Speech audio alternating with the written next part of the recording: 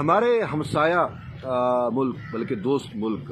ایران اس وقت مکمل سوگ میں ہے۔ ایران کے اس غم میں، اس درد میں، اس دکھ کی گھڑی میں اس کے ساتھ ہیں۔ رحیم السلام علیکم، امید ہے آپ ٹھیک ہوں گے، خیریت سے ہوں گے۔ طیب بلوچ آپ کی خدمت میں پھر سے حاضر ہے۔ جی آج جو ہم ڈسکس کر رہے ہیں وہ انتہائی افسوسناک خبر ہے۔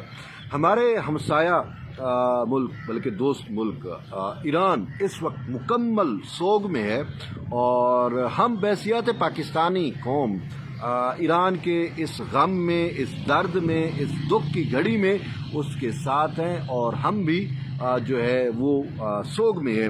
کیونکہ صدر ایران ابراہیم رئیسی جو ہے وہ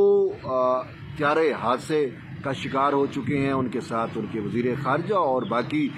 جو ہے قریبی ساتھی جو تھے وہ سارے کے سارے شہید ہو چکے ہیں بیسیکلی۔ اور افسوس ہمیں کچھ زیادہ اس وجہ سے بھی ہو رہا ہے کہ جو ابراہیم رئیسی ہے وہ پاکستان کے بہت اچھے دوست سمجھے جاتے تھے، اور یوں تو ایران کے ساتھ ہم فرینڈلی نیشن ہیں ہی، لیکن ابراہیم رئیسی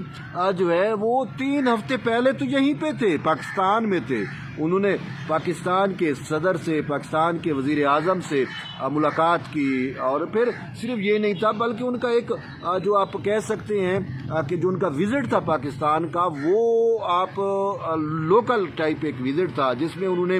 پاکستان کے انٹلیکچوئلز کے ساتھ، پاکستان کے عام لوگوں کے ساتھ انٹریکشن کیا۔ ان کی وائف بھی جو ہے وہ بھی ان کے ہمراہ تھی، تو اسی وجہ سے 3 ہفتے پہلے کی بات ہے، اسی وجہ سے ہمیں صدر ابراہیم رئیسی کی شہادت کا دکھ کچھ زیادہ ہی محسوس ہو رہا ہے، اور افسوس کی بات ہے کہ بہرحال اللہ ان کے درجات بلند کرے، مولا ان کو جو ہے وہ بلند رتبہ دے اور ان کی مغفرت کرے۔ اور ہم اس غم میں، اس دکھ کی گھڑی میں اپنے ایرانی بھائیوں کے ساتھ ہیں، لیکن بات یہ ہے کہ ایرانی صدر ابراہیم رئیسی کا طیارہ یا ہیلی کاپٹر حادثے کا شکار کیوں ہوا، کیسے ہوا، اور کیا وہ واقعی حادثہ تھا، کوئی ٹیکنیکل خرابی تھی، یا پھر کوئی سبوتاج ایکٹ تھا؟ یہ چیزیں جو ہیں وہ دیکھنا ضروری ہے۔ مجھے جو نظر آ رہا ہے، دیکھیں ابراہیم رئیسی ایک ایرانی صدر ہے، اور وہ اپنے ملک میں نہیں بلکہ ایک اور ملک کی ٹیریٹری میں، آذربائیجان میں اس کے طیارے کو حادثہ پیش آنا، اس کے ہیلی کاپٹر کو حادثہ پیش آنا بہت ساری جو ہے وہ چیزوں کو جنم دیتا ہے، الارم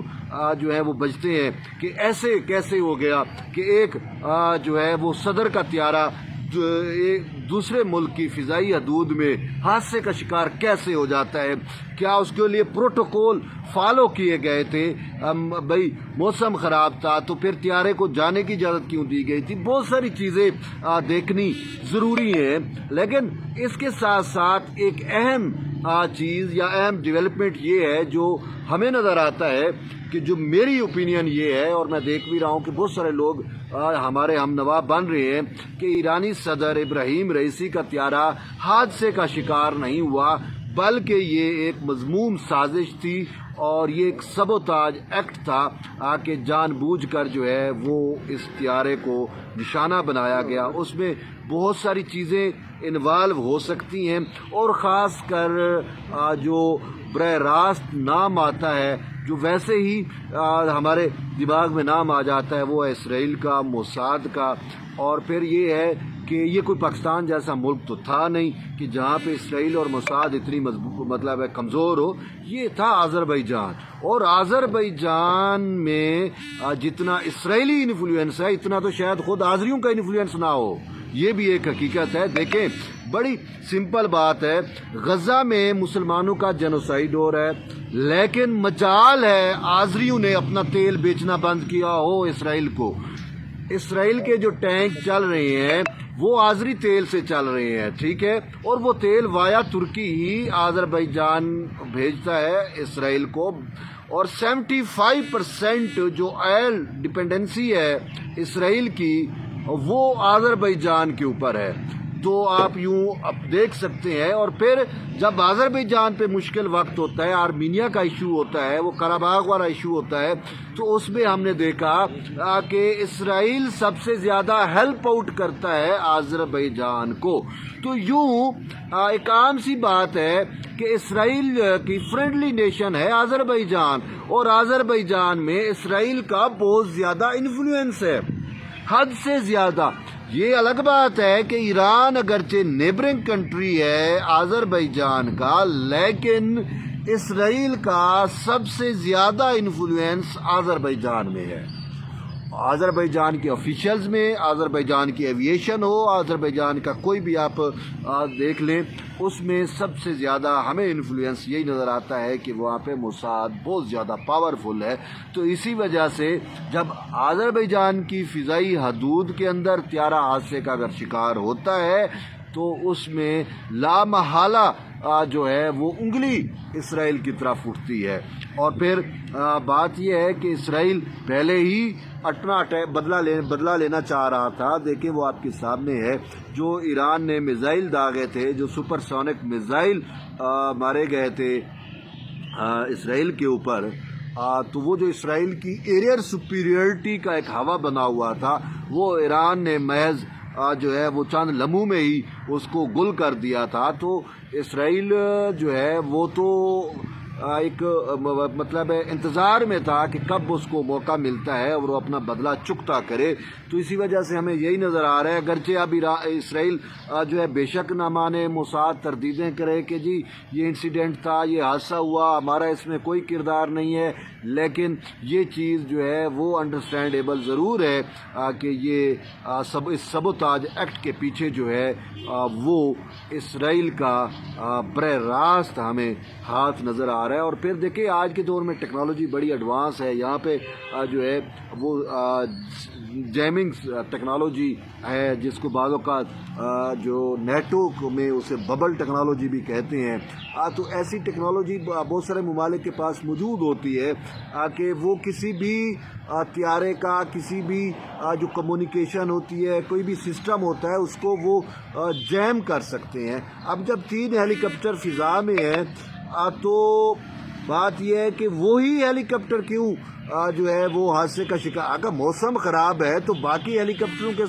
وہ تو سیف اینڈ ساؤنڈ اپنی جگہ پہ پہنچتے ہیں، اور صرف سکپ ہو جاتا ہے ایرانی صدر والا جس میں وہ خود بیٹھے ہوئے ہیں، وہ ہیلی کاپٹر سکپ ہوتا ہے۔ تو اس وجہ سے ہمیں یہ نظر آتا ہے،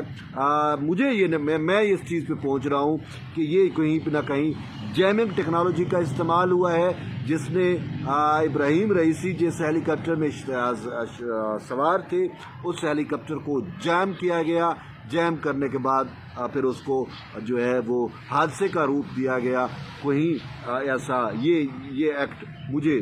میں اس نتیجے پہ پہنچ رہا ہوں جب سے یہ ساری چیزوں کو دیکھنے کے بعد، کیونکہ جیمنگ ٹیکنالوجی کو میں نے بڑا قریب سے دیکھا ہے، میں نے بڑی اس کے بارے میں اسٹڈی کی ہے، اور اکثر ممالک یوز بھی کرتے ہیں، خاص کر رشیا کو دیکھا میں نے متعدد مرتبہ، متعدد چیزوں میں اس نے استعمال کی ہے۔ تو پھر ویسے بھی یہ جو ایئر فضائیہ کے معاملات ہیں یا ان چیزوں میں اسرائیل تو سب سے آگے ہے۔ تو اسی وجہ سے ہو سکتا ہے کہ نیچے انہوں نے کوئی ایک آدھ ایسی بیٹری رکھی ہو جس کے ذریعے انہوں نے پورا وہ جیمنگ سسٹم کر کے، اور جس طیارے کو انہوں نے نشانہ بنانا ہو یا جس طیارے کا سسٹم جیم کرنا ہو اس کو انہوں نے سسٹم جیم کر دیا، اور پھر وہ ایکسیڈنٹ کا شکار ہو گیا، حادثے کا شکار ہو گیا۔ ہمیں تو یہی نظر آتا ہے۔ بہرحال کیونکہ اگر کوئی اور ملک ہوتا تو پھر ہم سمجھ سکتے تھے کہ سرکمسٹانسز ڈفرینٹ ہو سکتے ہیں، لیکن آذربائیجان میں جیسا میں نے آپ کو کہا، آذربائیجان میں اسرائیل کا جو انفلوئنس ہے وہ اتنا ہے کہ اسرائیل وہاں پہ کچھ بھی کر سکتا ہے۔ تو ایسی صورتحال کے اندر ایرانی صدر کا جہاز کو حادثہ ہونا، وہ اس کو ہم یہ کہہ سکتے ہیں کہ وہ حادثہ نہیں ہے بلکہ ایک سبوتاج ایکٹ ہے جو اسرائیل کی جانب سے پروپرائٹ کیا گیا تھا یا سٹیج کیا گیا تھا۔ تو بہرحال ہم پھر سے جو ہیں وہ دعا گو ہیں، اور اس مشکل کی اس دکھ کی گھڑی میں ہم اپنے ایرانی بھائیوں کے ساتھ، ایرانی قوم کے ساتھ ہیں، اور ہم ان کو مزید جو ہے دعا کرتے ہیں کہ اللہ ان کو مزید طاقت دے کہ وہ اسرائیل جیسے دشمن کے ساتھ جو ہے وہ عینی ہاتھوں سے نمٹ سکیں، کیونکہ اس وقت صرف امت مسلمہ میں مسلم ورلڈ کی بات کریں تو وہ جو ہے وہ ایران ہی ہے جس نے اسرائیل کو ٹکر بھی دی اور جس میں اتنی ہمت اور طاقت دی ہے۔ تو بہرحال جڑے رہیے طیب بلوچ کے ساتھ، ملتے ہیں ایک نئی ویڈیو، تب تک کے لیے اجازت دیں، اللہ حافظ۔